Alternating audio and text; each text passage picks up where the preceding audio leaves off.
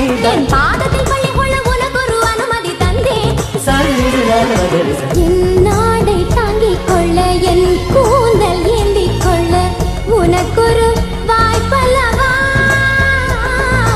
நான் உண்ட மிச்சப்பாலை நீ உண்டு வாழ்ந்து வந்தால் மோற்றங்கள் உனக்கல்லவா. வானம் வந்து வளைகிறதே வணங்கிடவா. நிலவை தட்டி தட்டி செய்து வைத்த சிற்பம் ஒன்று கண்டேன். அதன் விழிகளில் வழிவது அமுதல்ல விஷம் என்று கண்டேன். அதன் நிழலையும் தொடுவது பழி என்று விலகிவிட்டேன்.